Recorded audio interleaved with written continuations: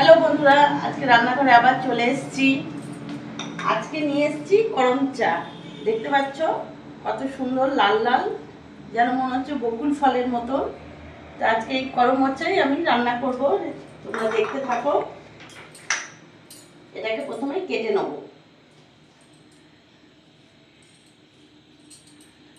এইভাবে কেটে নেব, ভেতর বীজ আছে, এই বীজটা বার করে নেব।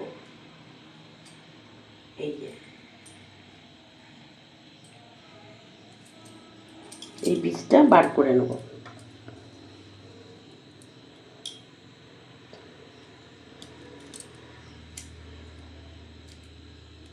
এই যে এই বীজটা বার করে নেব।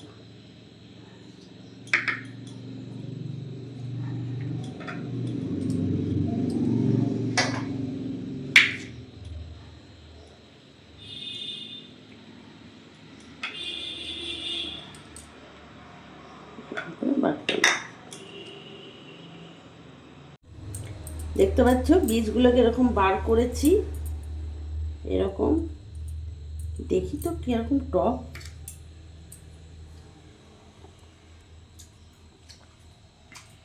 বাবারে, বিভৎস টক। তাই এটা দিয়ে চাটনি যা লাগবে না, যাকে বলে আমরা, খুব টক। তো আজকে এই করম চাই আমি বানাবো, দেখতে থাকো তোমরা। গ্যাস ধরিয়ে নিলাম, কড়াই বসিয়ে নিয়েছি, কড়াইতে জল দিয়ে দেবো।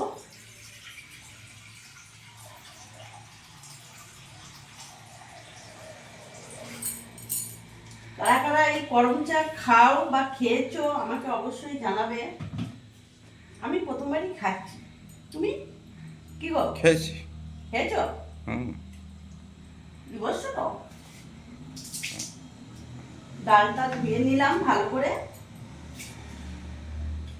এবার ভালো করে ডালটা সেদ্ধ করতে দিয়ে দেবো।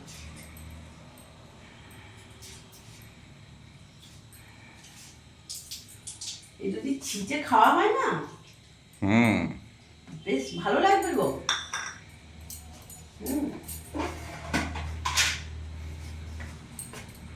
লবণ দিয়ে দিলাম ডালের মধ্যে, এখনো হলুদ দেবো না, ডালটা সেদ্ধ হোক। ডালটা খুব ভালোভাবে সেদ্ধ হয়ে গেছে।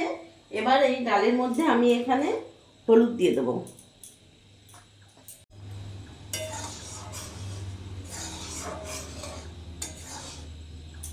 হলুদ দিয়ে দিলাম। এবার যে করম চাগুলো আমি কেটে রেখেছিলাম ধুয়ে, এগুলো দিয়ে দেবো এখন। আরও 5 মিনিট ফুটিয়ে নেব। সাথে 3টে কাঁচা লঙ্কা চিড়ে দিয়ে দিলাম।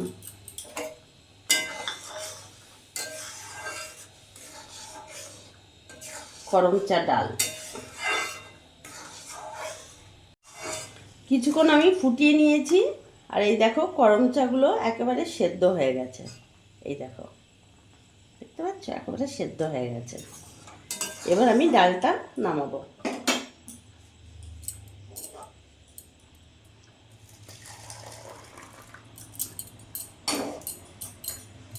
কড়াইতে একটু জল দিয়ে দেবো।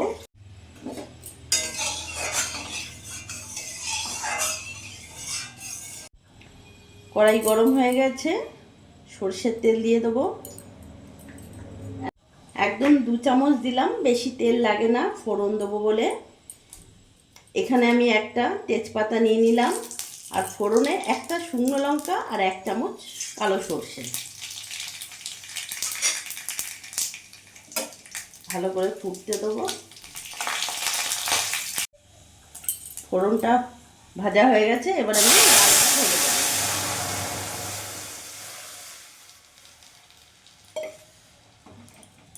গ্যাসের ফ্লেমটা বাড়িয়ে দিলাম, ফুল করে দিলাম। এবার কিছুক্ষণ ফোটাবো। সাথে এখানে সামান্য অল্প চিনি দিয়ে দেবো।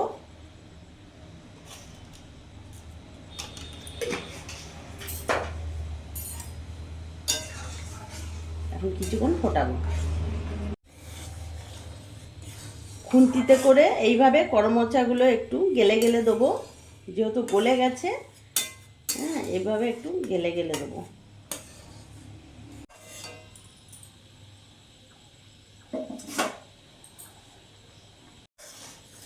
করমচা ডাল একেবারে রেডি হয়ে গেছে। এবার গ্যাস অফ করে আমি নামিয়ে দেবো।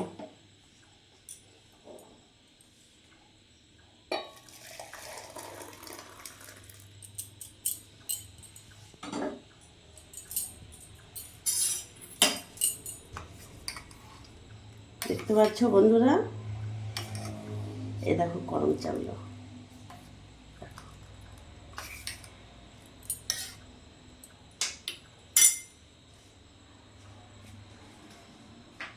তো আজকে আমি বানিয়ে ফেললাম করমচা দিয়ে ডাল। এইভাবে তোমরাও একদিন বানিয়ে দেখো, সত্যি খুব ভালো লাগবে, একটু টক টক লাগবে, ভালো লাগবে খেতে। ভিডিওটা যদি আমার ভালো লাগে প্লিজ লাইক কমেন্ট শেয়ার করে আমার পাশে থেকো। আর তোমরাও সবসময় ভালো থেকো।